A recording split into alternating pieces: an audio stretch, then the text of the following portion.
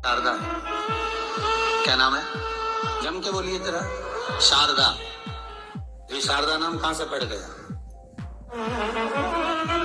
सरस्वती माता को शारदा नाम किसने दिया था? भाई नामकरण होता है तो हमारे यहाँ तो आज भी नियम है हमारे कि बुआ कोई नाम बताती है, मामा जी कोई नाम बताते हैं और दादाजी कुछ बोलते हैं। कोई बोलेगा टिक्कू, कोई बोलेगा पिक्कू, कोई बोलेगा कुछ। सबके नाम अपने अपने रहते हैं, कोई प्रेम से क्या बोलता है। तो सरस्वती का शारदा नाम किसने प्रदान किया था?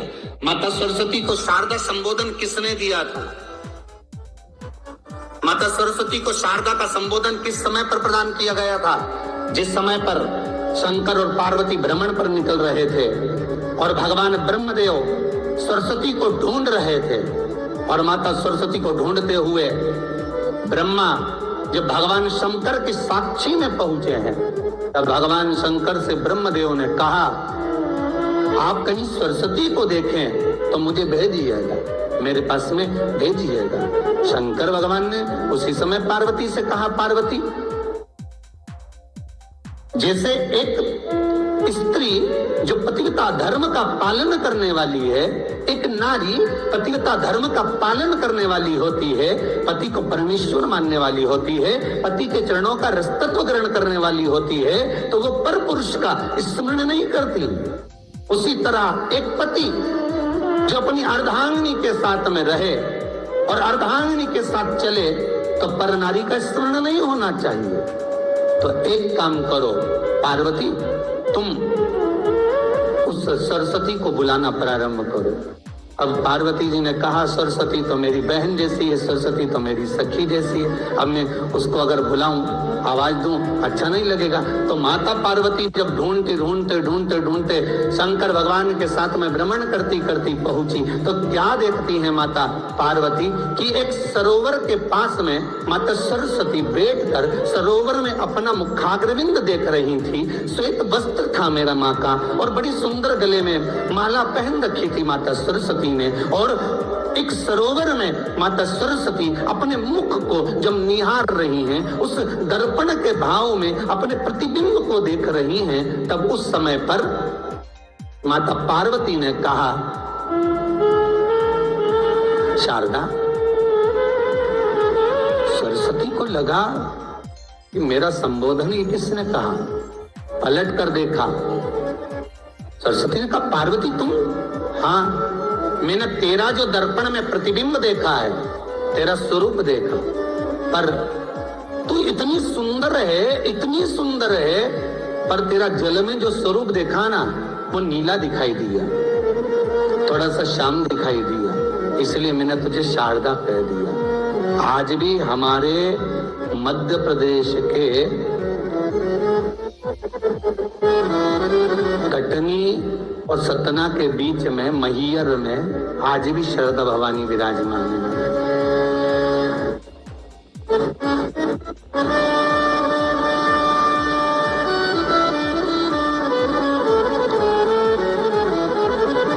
धार जिले में जाएंगे तो बाघ क्षेत्र में मां बागेश्वरी, मां शारदा आज भी विराजमान। कहा, सरस्वती जी पूछी, पार्वती तुमने मेरे को शारदा क्यों कहा? क्योंकि तेरा जो प्रतिबिंब था वो श्याम नजर आ रहा था मुझे।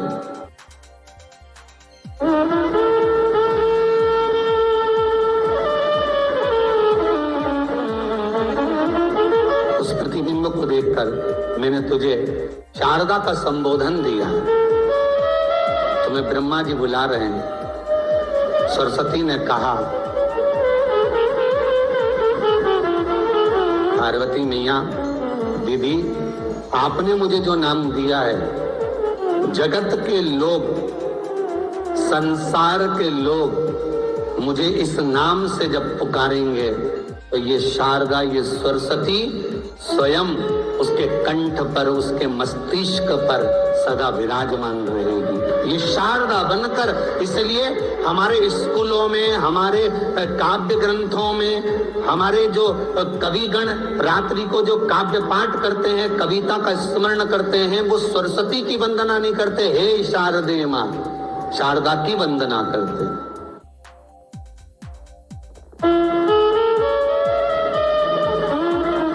कभी आपसे कोई पूछ ले कि शारदा नाम पार्वती सरस्वती का कब पड़ा, तो आप बता सकते कि ये माता शारदा नाम कोई सहज नहीं है। माँ ढूंढने के लिए जब निकली ब्रह्मदेव के कहने पर भगवान शिव के साथ भ्रमण करती। नाम का उच्चारण कोई सहज नहीं होता। कोई देखता होगा, दादाजी ने अगर किसी का नाम कुछ रखा है तो कुछ सोच के रखा होगा, पिताजी ने अगर कुछ रखा है तो उसके मन में कुछ आया होगा तो रखा होगा, मम्मी ने अगर कोई नाम रखा है तो उसने कोई विचार कर कर रखा होगा। कोई नाम अगर किसी का रखा जाता है तो उसके अनुकूल रखा जाता है कि हो सकता है कि वो नाम की क्या उसके मन में चल रहा होगा। तो शारदा का संबोधन कोई सहज नहीं है। माता सरस्वती का एक नाम शारदा हुआ, इसलिए संबोधन में सरस्वती कम शारदे माँ ज्यादा बोला जाता है। आप काव्य पाठ कर लो, नाम जाप कर लो, स्मरण कर लो।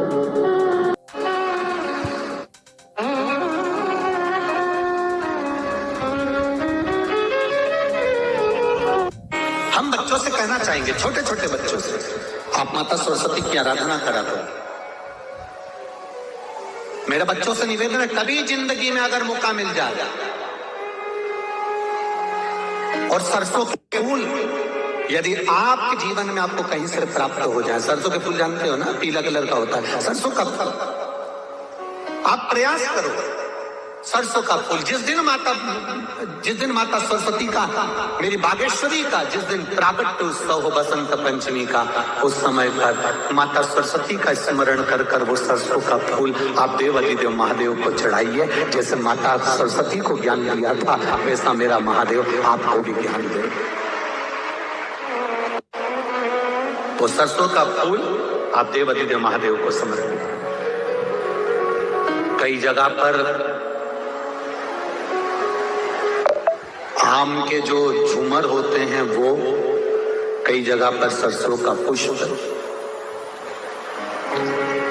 सरसों का फूल वैसे शिव महापुराण के अनुसार अगर अपन देखें तो बड़े रोग में भी कारगर होता है। जिसको कैंसर जैसा रोग हो जाता है या किडनी लीवर जिसका डैमेज हो जाता है, इसके लिए हमने पहले भी कथाओं में वर्णन किया है। बसंत पंचमी का दिन, महाराज सरस्वती का दिन, जिस दिन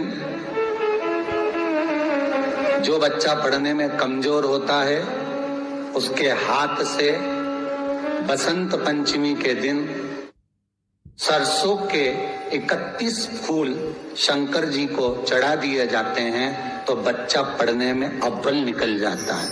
उसके बच्चे को कभी नहीं कह सकते कि पढ़ने बैठ, वो खुद बैठेगा। केवल आज बसंत पंचमी का दिन, एक ही दिन चढ़ता है और बाकी के सरसों के फूल आपको मालूम है कि रोग मुक्ति के लिए तो होते ही हैं। ये तो आपको पहले भी वर्णन किया है महाराज कि जब कोई एकदम रोग आ जाए और डॉक्टर एकदम बोल दे कि ये रोग भारी आ गया है और इसकी जांचें जाएंगी और फिर ये कुछ भी हो सकता है, तो क्या करा जाता था कि 108 सरसों के फूल लाकर तुरंत शंकर भगवान को चढ़ाए जाते थे महाराज। तो चढ़ाने के बाद में रिपोर्ट अच्छी आती है। ऐसा नियम है। कहीं ठेका, कोई ठेकेदारी करते ना, जो ठेका भरते हैं कि भाई मेरा टेंडर आना चाहिए, मेरा ये काम होना चाहिए, मेरी मल्टी बनना चाहिए, या मेरा ये काम के लिए जानो ये काम फतेह होना चाहिए, उसके सबके हाथ पैर जोड़ने से अच्छा है एक काम करो, बस 108 सरसों के फूल उठाओ, शंकर जी का उद्धतेश्वर महादेव का नाम लिखो और छोड़ दो, शिव जी के ऊपर एक एक कर चढ़ा दो, वो ठेका तुम्हें ही मिलेगा। वो काम तुम्हारे पास ही आएगा, वो काम तुम्हारे पास ही आएगा। बस केवल अवधूतेश्वर अर्थात ये जो क्रम है, ये वो क्रम तो 108 सरसों के फूल का आप कभी भी कर सकते हो, पर जो ये बच्चों के लिए किया जाता है वो केवल बसंत पंचमी के दिन ही होता है। शिव को प्रिय है पुष्प में आंख का पुष्प, जो आंकड़े का पुष्प होता है शंकर को बड़ा प्रिय है।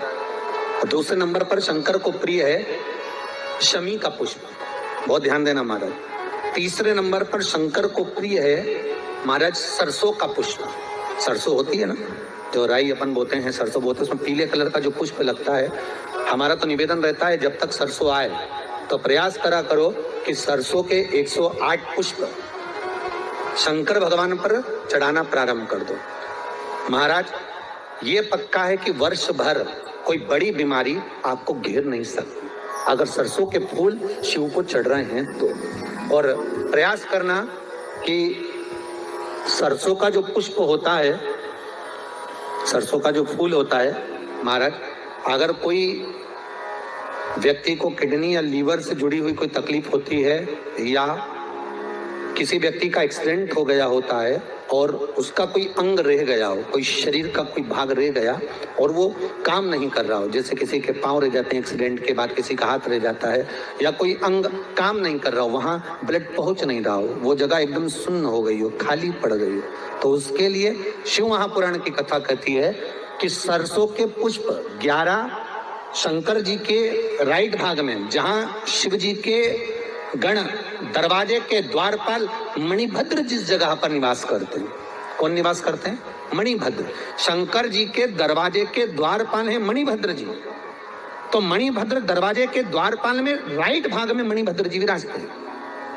मतलब राइट भाग कौन सा हुआ? जब आप मंदिर से बाहर निकलेंगे तो राइट भाग, मंदिर में प्रवेश करेंगे जब राइट नहीं होना चाहिए, आप मंदिर से जब जाएं तो राइट भाग।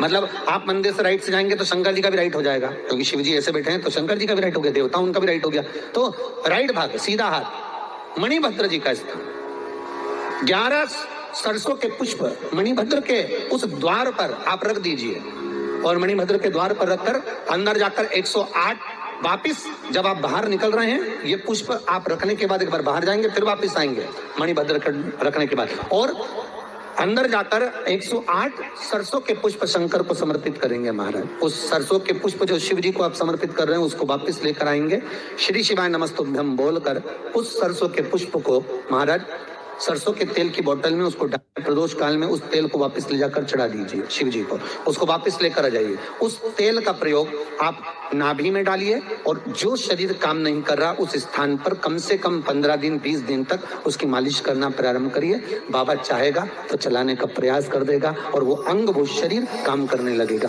मणिभद्र का स्मरण, श्री शिवाय नमस्तुभ्यम, सब बोलिए एक बार जमकर, श्री